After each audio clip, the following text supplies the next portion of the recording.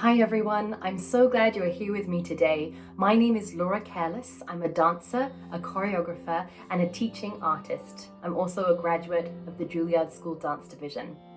Today, I'll be sharing my strategies for creating your very own passion project through movement, expressing ideas you really care about through movement that you really love. Now, creating a passion project is a big task. It takes me months, sometimes even years, to feel that I've really got the ideas that are in my head out into the world through movement. So there's lots of different ways you might want to use this short video. Perhaps you want to watch it through just one time to get a window into what that process is like. Perhaps there's one section of the video that appeals to you to work on today. Or perhaps you're interested in a longer process with your passion project and you want to use the ideas in this video as a roadmap. Before we get started, there's a couple of things I want you to know. When you hear this sound, that's a sign you may wish to pause the video to work on your movement or to answer the questions that I'll be posing to you along the way. Now, some people like to do that in a journal, other people like to reflect upon these questions in their head. That's entirely up to you. Secondly, I'll be referring to some of my own passion projects along the course of the video, and if you're curious to engage with them, there'll be links at the end of the video. Finally, and perhaps most importantly, these are my ideas, and there are as many ways to be creative as there are people in the world. So if you don't like them and you like your ideas better, you should do it your way, because this is your project and you should always trust your instincts. All right, let's get started. This video will be in 5 sections. Warm up. I invite you to join me now and whenever you work on your passion project in this brief warm up. Don't skip a warm up. It's really important to feel prepared physically so that you can avoid injuries, and to connect your mind with your body so that you're in touch with your physical instincts and your creativity. Before you begin, make sure you're wearing comfortable clothes and scope out the space around you to make sure there's nothing you could trip on or that could break. I'm going to guide you through this warm-up and I'm going to do it with you. But remember that you don't have to look like me. Listen to what I say more than copying what I do. We're going to begin with a gentle bounce in our ankles, knees, and hips.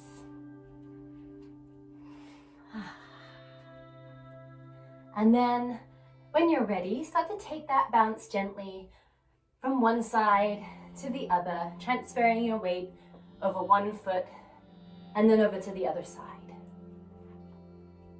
Make the bounce feel light and happy. And then start to take your focus away from the screen, taking in the room that you're in. And you might find that your arms start to swing a little.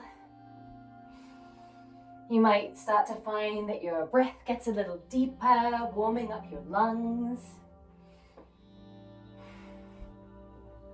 And just let your bounce get a little bit silly.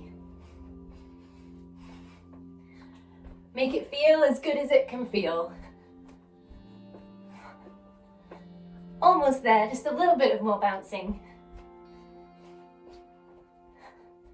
And pause. I'm going to ask you a question now, and I'd like you to ask that same question to your feet and let your feet answer the question. Perhaps they'll surprise you. Here's the question. Feet, how would you like to move today?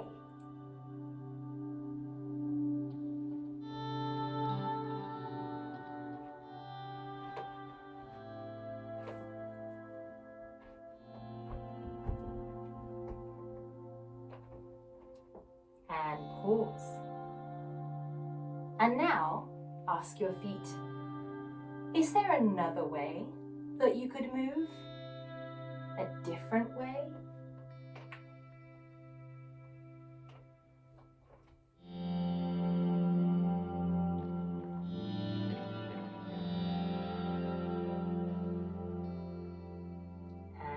And pause. Same thing now with your knees. Knees, How would you like to move today? Maybe they'll surprise you.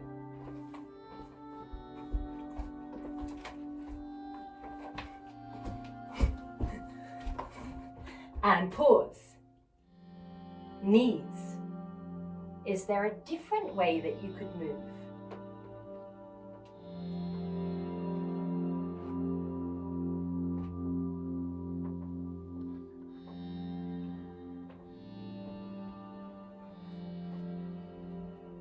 And pause. Hips. How would you like to move today?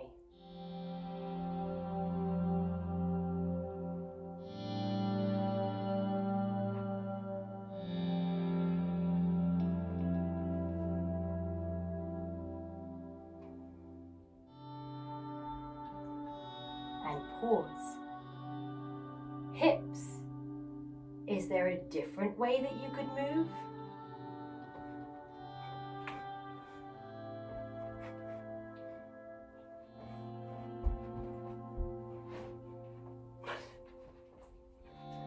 And pause. Spine. How would you like to move today? Remember that your spine goes from inside your head all the way down to your sacrum.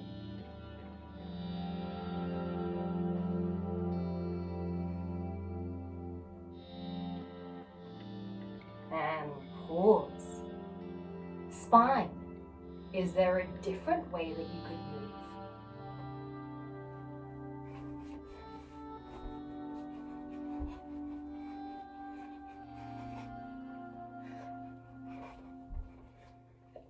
And pause.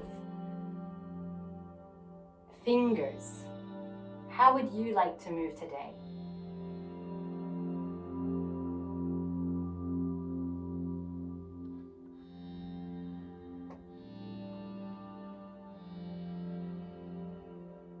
And pause. Fingers. Is there a different way that you could move?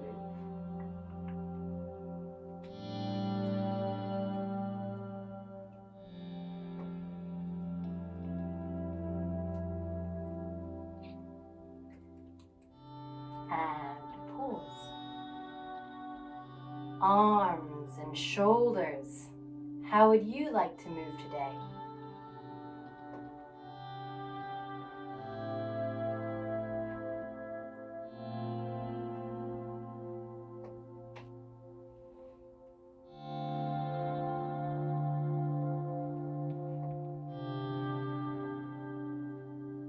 Pause.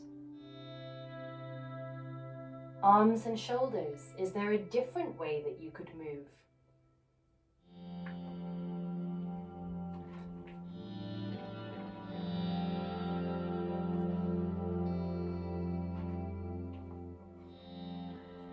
And pause. Whole body. How would you like to move today?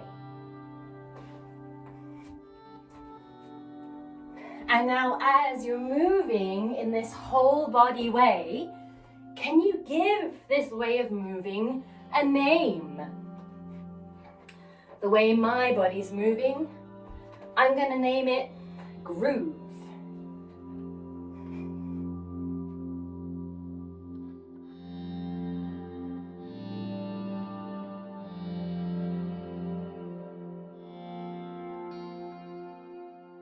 Pause. Whole body. Is there a different way that you could move?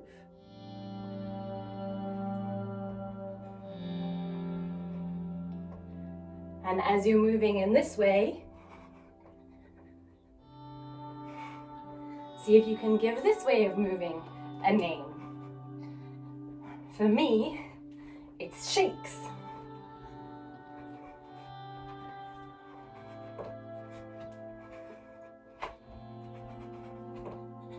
Pause. And now see if you can put your two whole-bodied ways of moving together. So for me, that's going to be doing grooves and shakes simultaneously. Just see what happens.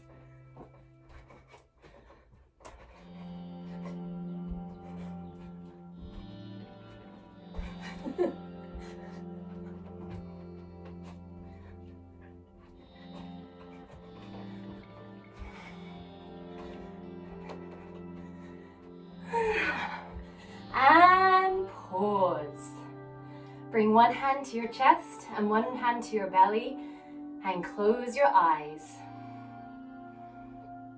Feel what the weather is like on the inside of your body. Maybe that will become inspiration for choreography.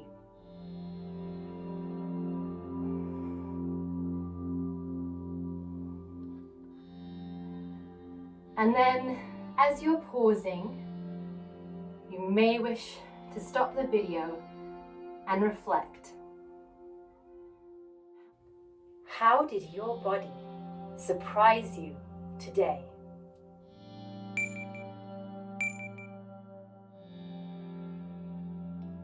Passion Project Brainstorm. Now that your body is warm, it's time to wake up your imagination with a quick-fire question round. You may wish to grab a pen and paper. Let's talk about passion. When I think about passion, I think of something that I just can't let go of, something that shows up in my dreams, something that I think about all the time, something that stirs up strong feelings. It could be a poem or a story. It could be a historical character or a political issue. Examples from my work include mathematical formulae, the stories of medieval queens, and romantic poetry. So really, your imagination is boundless here. Maybe something is popping out at you as your passion project inspiration. If not, you may wish to pause the video and consider, what are you passionate about?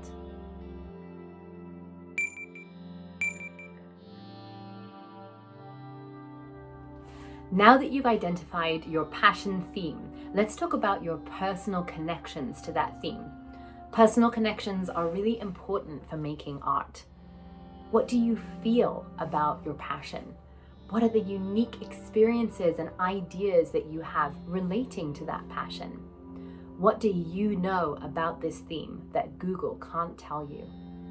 I know there's something. You may wish to pause the video here to consider this.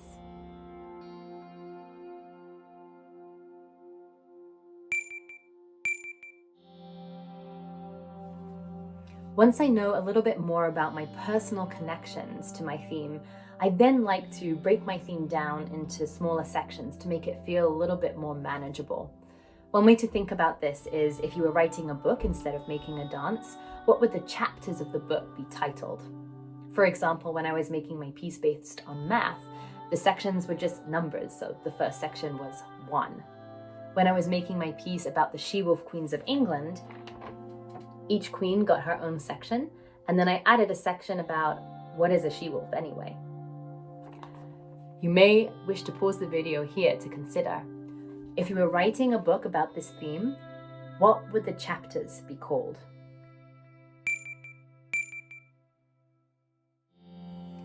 Then once I've broken my theme down into sections, I like to make a mind map of core words, images, and ideas connected to each section, like this. You may wish to pause the video here to make your own. Movement explosion. Now you're ready to put your ideas into motion. I recommend starting simply by choosing one core idea or image as inspiration to begin with. Let's take the example of claw from my mind map. So a claw is going to begin in my hand. And then the movement wants to travel down my arm, into my shoulder, and my back. I'm going to do it a few times until it fits with what I have in my head. Yes. Now I'm thinking about an animal pouncing. So I'm gonna try my movement really fast and sort of at a really big size. That's starting to match what I had in my head, but something's not right. I think it's because I'm trying to think about a wolf, and a wolf is kind of lower to the ground. So I'm gonna try that movement at a lower level. Yes. I'm noticing that I'm starting to add a little tail with my back foot. Great. And then the last thing I'm going to think about is the quality of the movement, and it feels like this wolf is struggling. So I'm going to add a feeling of resistance to the movement, like I have to push through something. Maybe it looks something like this. Let's review. Some things you may wish to think about as you make movement are the part of the body where the movement begins, or the parts of the body that the movement travels to, the size, speed, and level of the movement, and the quality of the movement, its texture, effort, color, or feeling. You may wish to pause the video here to try out some of your movement ideas.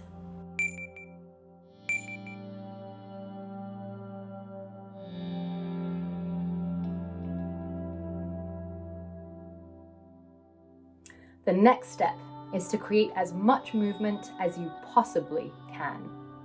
Think about it this way. When a director films a movie, they shoot every scene many times from many angles so that when they come to editing the film, they have a lot of different options and can really tell the story in their own way. I like to work in the same way. I like to create more movement than I'm ultimately going to need so that when I come to editing the dance, I have options. At this point in the process, I'm not worrying about the order that the movement will go in. I'm not even worrying that much about whether I like it. That's for later. At this point, you don't want to hold your creativity back by your judgments and your preconceptions. So you may ask, how does a choreographer come up with enough movement to film not only one dance, but many dances? I think every choreographer would have a different answer to that question. And for me, the answer changes every day. Some days I feel like I'm bursting with ideas, and then other days it's like I never choreographed a dance in my life. So now I'm going to show you 4 methods for creating movement that I might use on one of those days. They all use the movement you've already created as a starting point. Movement Explosion Method 1. Improvisation Station. Sometimes it's fun just to put on a favorite piece of music and choose one core idea and see what happens. Right now, I'm improvising on the concept of crown. You may like to record your improvisations with a phone or other device. That way you can watch them back, and if there's anything you like, you can learn the movement so that you're able to repeat it.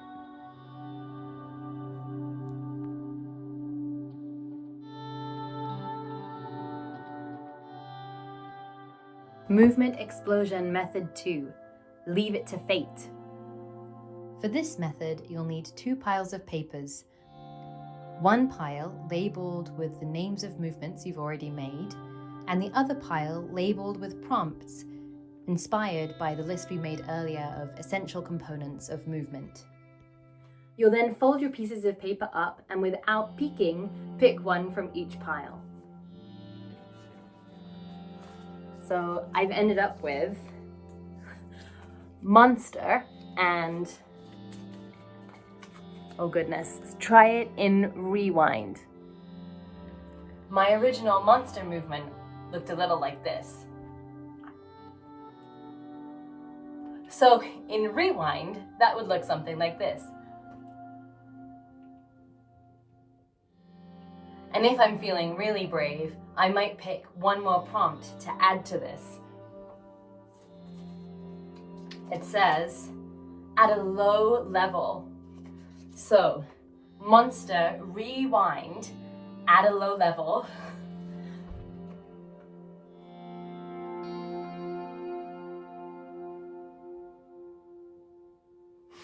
You can make this a game and do it as many times as you like. Movement explosion, method 3. Follow the rhythm. The American choreographer Martha Graham once said, "Rhythm is meaning." Rhythm can be a great driving force for creating movement. I've choreographed to music, of course, but I've also choreographed to great speeches or even sound effects, anything with an inspiring rhythm underneath it. This excerpt from She-Wolves expresses the idea of a warrior using the rhythm of a racing heartbeat.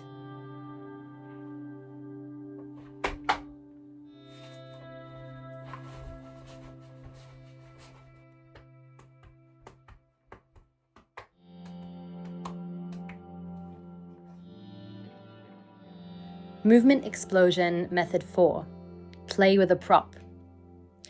A prop, or even a small space, can influence a source movement in really interesting ways. Here, I'm playing with the idea of window from my She-Wolves mind map, using a door frame. The prop may or may not be a part of your eventual dance, but it can be a really fun way of experimenting with your movements.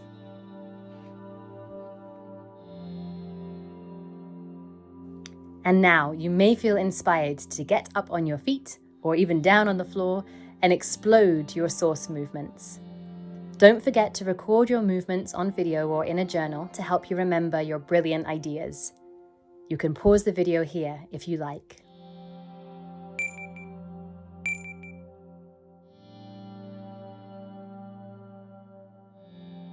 Edit and arrange. Maybe you have your own ideas now about how to arrange your movements into a dance. Here's how I think about the process. Organize your movements. The first thing that I like to do when I'm editing my dance is to go back to my sections and think about which of my movements might belong in each section. Sometimes I get surprises. I might find that a movement I made originally for one section actually belongs in another. Make your sections. Let's pause for a moment and consider this question. What will the audience learn about your theme that they might not know at the beginning of your dance? And how will you show this through movement?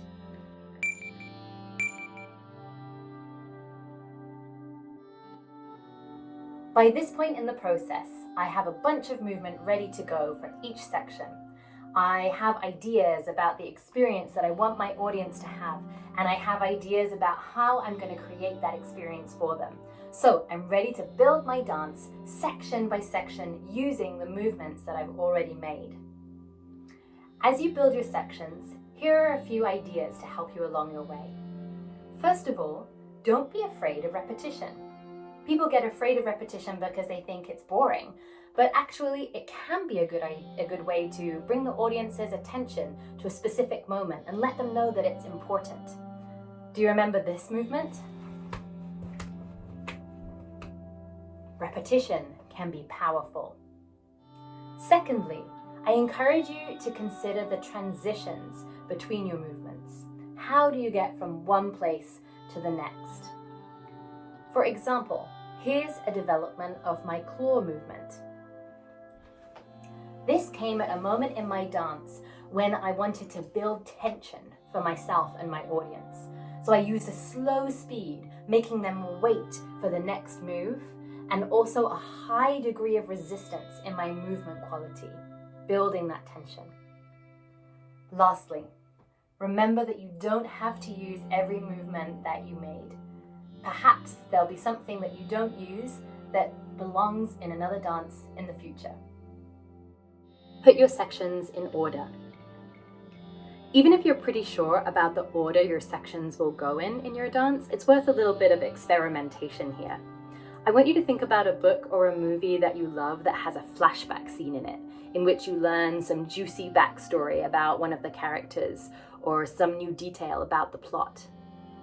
Think about how much richness that adds to your experience as an audience member, and then think about how that would never have happened if the screenwriter or writer hadn't played with that order. Don't be afraid to experiment. The day before my first performance of She-Wolves, I suddenly realized this section should really be 3 sections.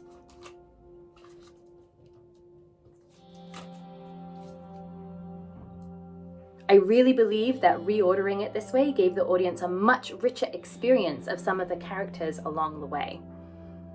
Was it scary? Yes. Was it fun to remake my piece in 24 hours? Yes. You may wish to pause the video now for some editing and arranging time.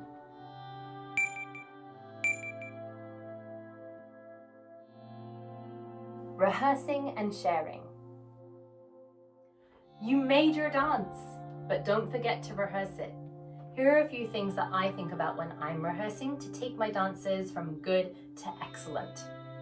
First of all, do I really know the shape and pathway of each movement? For example, if my arm is above my head, which way is my palm facing? And when I bring it down, does my elbow lead the movement? Or my shoulder? Or does it take an entirely different pathway? Secondly, where am I looking? We can all fall into the trap of looking forwards to our audience or the camera all the time, but that says something really different than this. And this says something really different from this or this. Lastly, is my whole body moving at all times? If I've got a big movement in this arm, am I forgetting about this arm here? As you rehearse your dance, you may wish to record it on your phone or other device so that you can watch it and give yourself feedback.